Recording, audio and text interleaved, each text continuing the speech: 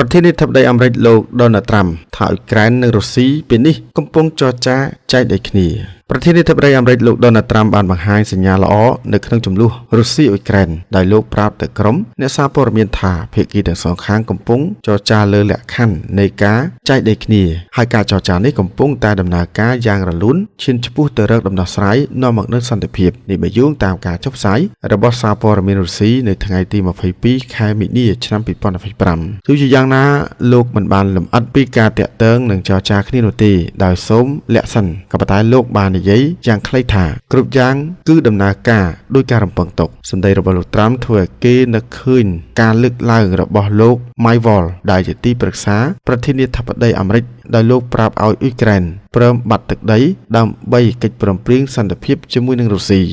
លោកបានថ្លែងបែបនេះក្នុងបទសម្ភាសន៍ជាមួយនឹង BBC News កាលពីថ្ងៃអាទិត្យទី16ខែមីនាឆ្នាំ2025ដោយបញ្ជាក់ថាដំណោះស្រាយដ៏មានសក្តានុពលក្នុងចំនួនអ៊ុយក្រែននេះគឺពាក់ព័ន្ធជាមួយនឹងទឹកដីដើម្បីធានាសន្តិសុខអ៊ុយក្រែននាពេលអនាគតការបណ្ដេញរុស្ស៊ីចេញពីទឹកដីដែលពួកគេដណ្ដើមបានគឺមិនអាចទៅរួចឡើយនាពេលនេះការខិតខំផ្នែកការទូតរបស់អាមេរិកក៏គួរតែផ្អែកលើស្ថានភាពបច្ចុប្បន្នផងដែរគូជម្រាបថាអតីតទឹកដីអ៊ុយក្រែនចំនួន4មានដូចជា Donetsk, Luhansk, Kherson, Zaporizhzhia បានរួមជាមួយនឹងរុស្ស៊ីជាផ្លូវការនៅរដូវស្លឹកឈើជ្រុះឆ្នាំ2022នេះកាលពីរដូវស្លឹកឈើជ្រុះឆ្នាំ2022បន្ទាប់ពីធ្វើប្រជាមតិយ៉ាងណាទីក្រុងគីវមិនដែលទទួលស្គាល់ការបោះឆ្នោតនេះទេហើយនៅតែចិញ្ចឹមចិត្តទាមទារអធិបតេយ្យភាពលើតំបន់នេះក៏ដូចជាតំបន់គ្រីមៀដែលបានចូលរួមជាមួយនឹងរុស្ស៊ីកាលពីឆ្នាំ2014ផងដែរ